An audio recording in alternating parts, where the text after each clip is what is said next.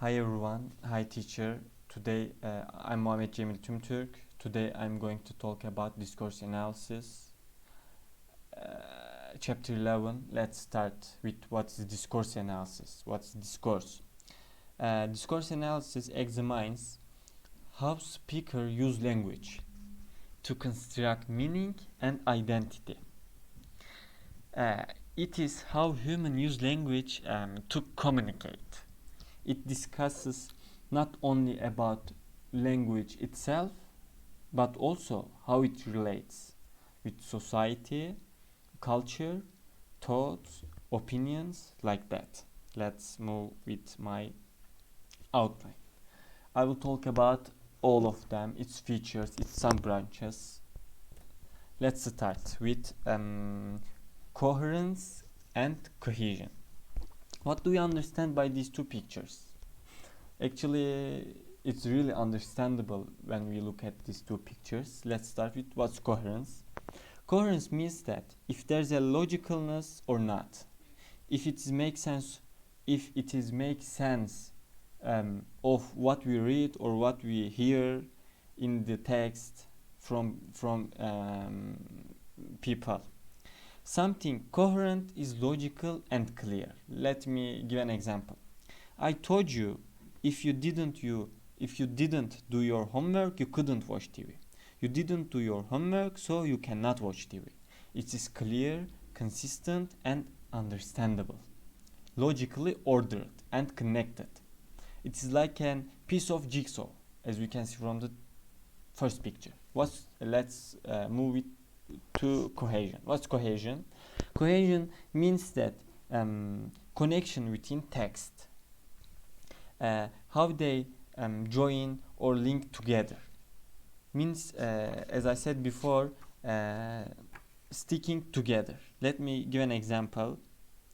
And also I need to say that it has a cohesive ties. There are many cohesive ties: people, things, money. For example, what is the cohesive ties of people? Is my father, he. What's the time? What's the cohesive of time? Once, nowadays, sometimes, like that. Let's move with conversation analysis. Conversation means that it's an activity which two or more people take turn at speaking. It is actually how speakers make conversation or how conversation is structured. And there are really important and many sub-branches. I will talk about all of them. Let's start with turn taking. What do you understand by first picture? There are two people and there's a sign. Let me explain it. Turn taking means that one speaker speaks at a time and the other one speaks at a time. Turn taking give a chance for speaker to communicate. Conversation is analyzed in turns, one speaker and the next one. In conversation, there's a situation when a speaker takes the chance to speak, and that means that that's a turn. What's pauses and filled pauses? As we can see from the second picture, the first speaker, English speaker, and Dutch speaker, the second one. It is an automatic speech and responses, such as oh, really, like that. It's really easy. What about adjacency pairs? Adjacency pairs are utterances that occur with one another, especially at the beginning or at the end of the conversation. It is like an automatic responses. For example, when somebody says hello, you automatically respond hi, hello. When somebody says you, how are you, and it is really clear that you will definitely say, oh, thank you, I am good, how are you, I'm not bad, like that. Insertion sequences. Actually, this is really hard for me. I didn't understand very well, but I will explain it as much as I understand.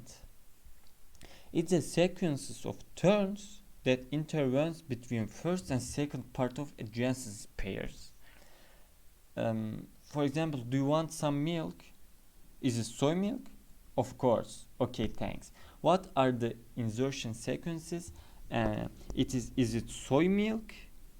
And of course. Actually, I didn't understand very well. Sorry for that. Let's move with cooperative principle. Cooperative principle. We interpret the language on the assumption that the speaker is obeying the four maxims. They should be followed in order to achieve a conversation. What's four maxims? Actually, it described by the philosopher Paul Grecian maxims. We call that Grecian maxims.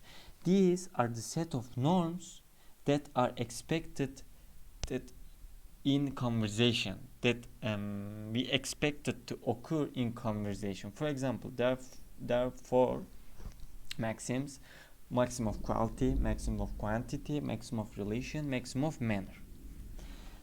What is maximum of quality? Do not say that which you believe to be false or which you lack adequate evidence. What's quantity? Make your contribution as informative as is required, but not more or less than is required. Maximum of relation: be relevant. Maximum of manner: be clear, brief, and orderly. H. It refers to how a writer explains certainty or uncertainty. When we are not sure about what we are saying, then we apply H. For example, when we are not certain about thing, then we say that as far as I know, as far as I have learned from these people. For example, to some extent, these kind of hates. And we say these kind of hates when we are not sure about something. Implicatures is additional thing that we need to understand or guess, although it is not written or said. We are in schemes. A scheme is a framework or category that interprets the information exists in the memory. It is interpretation of what we have experienced, hear, read, or live. For example, there's a classroom scheme that exists in our memory, but script is really different from schemes. Script is more specific. It is like an event sequences. It is a pre-existing knowledge structure, event sequences. For example, we have scripts for what normally happens in all kind of events, such as going to a doctor's office, a movie theater, a restaurant. For example, when we go to the doctor's office, we can easily say that there's a desk, there's a chair, there's an things that is belong to the doctor, it belong to the hospitals, like that. And that's my references. Thank you for listening to me. That's all.